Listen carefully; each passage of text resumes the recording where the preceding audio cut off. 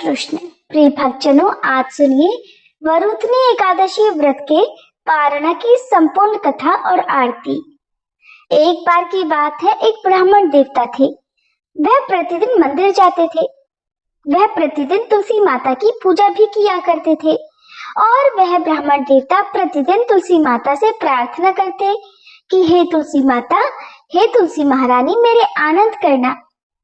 ब्राह्मण देवता की बातें सुन सुनकर तुलसी माता ने सोचा कि ब्राह्मण तो बहुत सीधा है, गरीब है, प्रतिदिन मेरी सच्चे मन से पूजा भी करता है, मुझे इसके लिए कुछ ना कुछ करना चाहिए।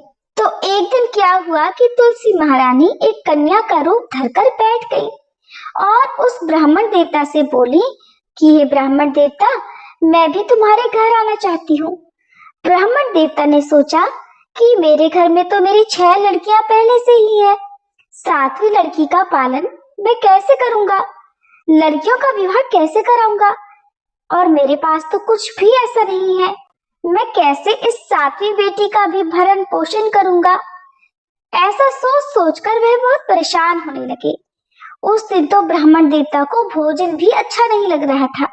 उन्हें परेशान और दुखी देखकर उनकी पत्नी ने पूछा, क्या बात है, आजकल बहुत दुखी दुखी रहने लग गए हो। तब ब्राह्मण देवता ने बताया कि मैं रोज मंदिर जाता हूँ, वहां पर एक छोटी सी सुंदर सी कन्या बैठी मिलती है जो मुझसे कहती है कि ये ब्राह्मण देवता, मैं आपके घर आ जाऊं क्या।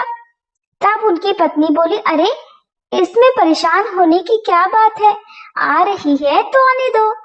ब्राह्मण देवता ने कहा कि अरे भाग्यवान, पहले से ही हमारी तो 6 लड़कियां हैं, उनकी भी अपने को शादी करवानी है। तो इस पर ब्राह्मणी ने कहा, अरे ये तो कोई बात नहीं है, अपनी 6 लड़कियों की शादी करवाएंगे तो वैसे ही 7वीं की भी करवा देंगे। हम दोनों 7 लड़कियों का विवाह साथ साथ करवा देंगे।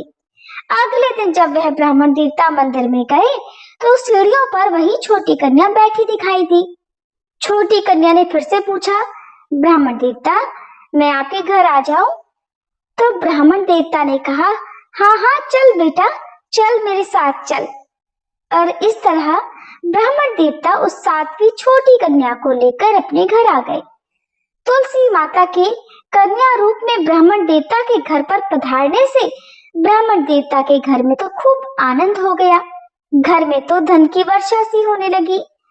जब ब्राह्मण देवता 7 कन्याओं का विवाह करने के लिए योग्य वर ढूंढने लगे तो उस छोटी कन्या ने कहा कि मेरे तो शालिग्राम जी के मंदिर में जाकर शालिग्राम जी को बोलना कि वह बारात लेकर आए और मेरी 6 बहनों के अपनी इच्छा अनुसार वर ढूंढ लेना। फिर तो तुलसी महारानी की कृपा से ब्राह्मण देवता के यहाँ सब जेवर भोजन आदि का प्रबंध हो गया और खूब धूमधाम से उनकी सभी बेटियों का विवाह हो गया। इस प्रकार हे तुलसी माता, हम सब भी आपसे यही प्रार्थना करते हैं कि जैसे आपने उन ब्राह्मण देवता पर कृपा की, जैसे आपने उन पर करुणा की, वैसे ही हम सब पर भी करना। जैसे आनंद ब्राह्मण देवता के घर में किया, वैसे ही हम सबके भी करना। सभी प्रेम से बोलिए, तुलसी महारानी की जय। वरुथनी एकादशी के महात्म्य और कथा का वर्णन करते हुए भगवान श्री कृष्ण धर्मराज युधिष्ठिर से कहते हैं कि हे राजन, वैशाख कृष्ण पक्ष की एकादशी वरुथनी के नाम से प्रसिद्ध है, जो कि इस लोक और परलोक में भी सौभाग्य प्रदान करने वाली है। वरुथनी के व्रत से सदा सौभाग्य लाभ और पाप की हानि होती है। ये समस्त लोगों को भोग और मोक्ष प्रदान करने वाली है। वरुथनी के ही व्रत से राजा मांधाता और धुंधुमार आदि अन्य अनेक राजा स्वर्ग लोक को प्राप्त हुए हैं। जो 10,000 वर्षों तक तपस्या करता है, उसके समान ही फल वरुथनी व्रत से भी मनुष्य प्राप्त कर लेता है। घोड़े के दान से हाथी का दान, उससे बड़ा भूमि दान, भूमि दान से भी अधिक महत्व तिल दान को है और तिल दान से भी बढ़कर स्वर्ण दान और स्वर्ण दान से भी बढ़कर अन्नदान होता है। विद्वानों ने कन्यादान को भी अन्नदान के ही समान बताया है। कन्यादान के समान ही धेनु का दान है। इन सब दानों से बड़ा विद्या दान है मनुष्य वरुथनी एकादशी का व्रत करके इसी विद्या दान का भी फल सहज ही प्राप्त कर लेता है। प्राचीन कथा के अनुसार नर्मदा नदी के किनारे मानधाता नाम के एक राजा रहा करते थे।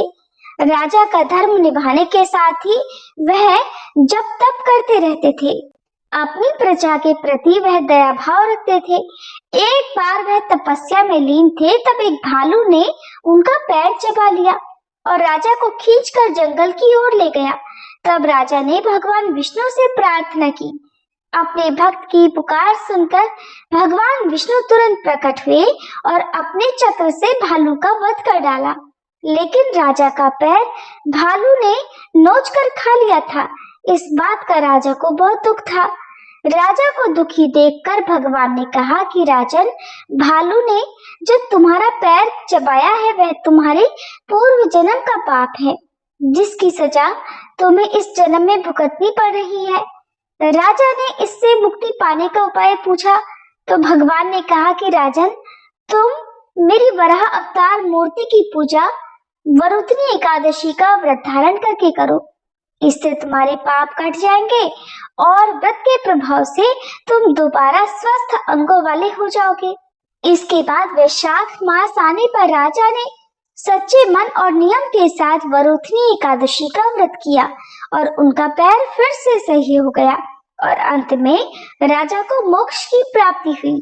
सत्यों के समय की बात है। महाराजा अम्बरीश थे और वे इतने बलवान थे कि बिना सोए एक पैर पर खड़े होकर बिना जल ग्रहण किए और बिना सांस लिए 1 वर्ष तक उपवास कर सकते थे। कलयुग में न तो हम बलवान हैं न ही उन्नत, लेकिन हाँ, हम सौभाग्यशाली हैं कि हमें इतनी कठोर तपस्या करने की आवश्यकता नहीं पड़ती। कलयुग में भगवान ने हमें बहुत ही कम भक्ति में लेकिन सच्ची भक्ति से ही प्रसन्न हो जाने का आशीर्वाद जो दे रखा है। श्री चैतन्य महाप्रभु ने समझाया है कि एकादशी के दिन यदि भूख लगे तो फल, रस या दूध ले सकते हैं, लेकिन लगातार कुछ भी नहीं लेना चाहिए। भरपेट खाने या पीने की इच्छा से यदि एकादशी के दिन किसी भी चीज का सेवन किया जाता है, भले ही वो व्रत से संबंधित ही क्यों न हो, तो उससे भी व्रत खंडित हो जाता है। यहाँ तक कि भरपूर नींद का भी त्याग करना चाहिए। नींद बस उतनी ही लेनी चाहिए जितने की आलस्य हमारा दूर हो सके और हमारे शरीर की थकान दूर हो सके। दिन रात जागते हुए हमें एकादशी का दिन श्री हरि का स्मरण, श्री कृष्ण का स्मरण और जप करते हुए बिताना चाहिए, जैसा कि अम्बरीश महाराज ने किया था। वे संपूर्ण विश्व के सम्राट थे, गृहस्थ भी थे और भौतिक मोहमाया में भली भांति लीन भी थे। मुनि दुर्वासा एक ब्राह्मण और सिद्ध योगी थे और वे अपने क्रोध के लिए जाने जाते थे। वे किसी को भी क्रोध आने पर मृत्यु तक का श्राप दे सकते थे और किसी मृत व्यक्ति को पुनर्जीवित भी कर सकते थे। वे एक ब्रह्म ऋषि और महान शक्तियों से परिपूर्ण ब्रह्मवादी थे। एक दिन उन्होंने सोचा कि मैं ब्राह्मण परिवार में जन्मा हूँ और शिव जी के वंश का हूँ। मैं तो शंकर जी का ही अवतार हूँ, जो अत्रि और अनुसुईया के पुत्र हैं, जो परम विद्वान उत्तम भक्त वैष्णव हैं। मेरे माता पिता ने देवी सीता को अनेक उपदेश दिए थे, स्वयं लक्ष्मी जी को अनेक उपदेश दिए थे। जब वे और श्री राम मेरे माता पिता की कुटिया में आए थे, और मैं तो इस संसार का सबसे महान और शक्तिशाली पुरुष हूँ, पल भर में कुछ भी कर सकता हूँ। इधर मथुरा के मधुवन स्थित अपने महल में अम्बरीश महाराज ने महाद्वादशी का पालन किया, जिसमें उन्होंने न तो जल ही पिया और न ही वे सोए। उन्होंने दिन रात जप, स्मरण, देवताओं की सेवा और प्रार्थना में, भक्ति में स्वयं को लीन रखा। अगले दिन श्री कृष्ण की पूजा के बाद जब वे अपना उपवास खोलने ही वाले थे कि तभी दुर्वासा मुनि उनके महल में आ पहुंचे। दुर्वासा मुनि एक देवता के समान बड़े सिद्ध और ब्रह्मवादी थे, लेकिन उन्होंने एकादशी का पालन नहीं किया था। कहा जाता है कि वे एकादशी व्रत नहीं रखते थे। अम्बरीश महाराज ने उनसे महाद्वादशी पारणा लेकर एकादशी व्रत खोलने का अनुरोध किया ताकि उसके बाद वे भी स्वयं प्रसाद ग्रहण कर सके। दुर्वासा मुनि ने उत्तर दिया, हाँ, लेकिन मैं पहले पास में ही स्थित यमुना जी में स्नान करूंगा और मुझे स्नान करने में ज्यादा अधिक समय नहीं लगेगा। उन्होंने स्नान करने में इतनी देर कर दी, जानबूझकर इतनी देर लगाई कि एकादशी का व्रत पारण मुहूर्त, शुभ मुहूर्त समाप्त होने में अब कुछ ही क्षण शेष रह गए थे। इधर अम्बरीश महाराज व्याकुल हो गए कि एक तो एकादशी पारण मुहूर्त बीता जा रहा है, दूसरे बिना दुर्वासा मुनि को प्रसाद दिए, बिना उन्हें भोजन कराए वे उनसे पहले भोजन कैसे ग्रहण कर लें। उन्होंने सोचा कि एक ब्राह्मण ऋषि, एक सिद्ध महायोगी मेरे द्वार पर आए हुए हैं और वे कोई साधारण व्यक्ति तो है नहीं। मुझे स्वयं महाप्रसाद ग्रहण करने से पहले उन्हें महाप्रसाद अर्पित करके उनका सम्मान करना चाहिए, नहीं तो मैं भारतीय संस्कृति की उपेक्षा करूंगा और संभवतः नरक में ही जाऊंगा। दूसरी ओर मुझे अपना एकादशी व्रत भी रखना चाहिए, जो सांसारिक कर्म नहीं है, ये दिव्य है, और अगर मैं उचित समय पर शुभ मुहूर्त में महाप्रसाद ग्रहण न करके इसका पालन न करूं तो मेरी भक्ति नष्ट हो सकती है, अब तक किए गए सारे पुण्य कर्म नष्ट हो सकते हैं। क्या करूं? क्या मुझे इन ब्राह्मण का सम्मान करना चाहिए या फिर अपनी भक्ति का? बहुत देर तक गहन विचार विमर्श करने के बाद उन्होंने भक्ति को ही सम्मान देने का निर्णय लिया। सोचने लगे कि मैं किसी भी प्रकार से भक्ति के विरुद्ध कोई कार्य नहीं कर सकता, चाहे मुझे कुछ भी भौतिक समृद्धि खोनी पड़े, चाहे इसके लिए मुझे नरक में ही क्यों न जाना पड़े। मैं एकादशी का अनादर किसी भी कीमत पर नहीं करूंगा और मैं चाहे कुछ भी हो जाए एकादशी व्रत का पारण निर्धारित मुहूर्त के भीतर ही करूंगा। और फिर इसके बाद उन्होंने भगवान श्री कृष्ण की पूजा में प्रयुक्त चरणामृत की एक बूंद पी ली। यदि कोई एकादशी का व्रत बिना किसी रस या बिना जल पिए रखे तो वह चरणामृत ग्रहण करके अपना उपवास खोल सकता है, लेकिन अगर जल, फल, रस, दूध या सब्जियां ग्रहण की हो एकादशी व्रत में तो उसे कुछ अनाज ग्रहण करके ही व्रत खोलना चाहिए। यानी कि निर्जल व्रत रखने वाले लोगों को एकादशी व्रत का पारण जल या चरणामृत ग्रहण करके ही खोलना चाहिए। बाकी अन्य व्यक्ति सात्विक भोजन करके एकादशी का उपवास खोल सकते हैं, नहीं तो उनकी एकादशी पूर्ण नहीं मानी जाती। अम्बरीश महाराज ने सोचा कि मैंने तो एकादशी व्रत के दौरान जल की एक बूंद तक ग्रहण नहीं की है, इसलिए मैं चरणामृत ग्रहण कर सकता हूँ। इस प्रकार मैंने कोई अनाज तो खाया नहीं है और मैं ब्राह्मण का आदर भी कर सकूंगा। चरणामृत की एक बूंद ग्रहण करने के बाद ही तुरंत दुर्वासा मुनि स्नान करके वापस लौट आए। मैं तुम्हें जानता हूँ, वे गरजते हुए अम्बरीश महाराज से बोले, तुम तो बस एक झूठे भक्त हो, मैं एक सिद्ध ब्राह्मण हूँ। तुम मेरे वंश को जानते हो, तुम मेरी महान शक्तियों को जानते हो, फिर भी तुमने मेरा अपमान करने का साहस किया है। मैं तुम्हें तुरंत जलाकर भस्म कर दूंगा। ऐसा कहकर उन्होंने अपने बालों की एक शिखा निकाली और उसे जमीन पर पटका और उसे जलती हुई अग्नि में बदलने का आदेश दिया। अब वह अग्नि राक्षस महाराज अम्बरीश की ओर दौड़ा और उन्हें जलाकर भस्म करने का प्रयास करने लगा। उसी समय सुदर्शन चक्र वहां प्रकट हुए। श्री कृष्ण ने अपने चक्र को वैष्णवों यानी उनकी शरण में आए हुए भक्तों की रक्षा करने का उपदेश जो दे रखा था, इसलिए सुदर्शन ने अग्नि राक्षस को ही जलाकर राख कर दिया और अब वह दुर्वासा ऋषि की ओर बढ़ने लगे, जो अपने पैरों को सिर पर रखकर भाग खड़े हुए। दुर्वासा ऋषि भागते हुए चिल्लाने लगे, बचाओ बचाओ, कोई मुझे बचाओ। उधर जब अग्नि राक्षस अम्बरीश महाराज के पास पहुंचा तो राजा ने मंत्रोच्चार किया और निर्भीक बने रहे। उन्होंने सोचा, मेरा जीवन तो और मेरी मृत्यु तो श्री कृष्ण पर ही निर्भर हैं। फिर उन्होंने पूरी तरह से केवल और केवल श्री कृष्ण पर ही विश्वास किया, उन्हीं का भरोसा किया, और इधर सुदर्शन चक्र ने उनकी रक्षा कर ली।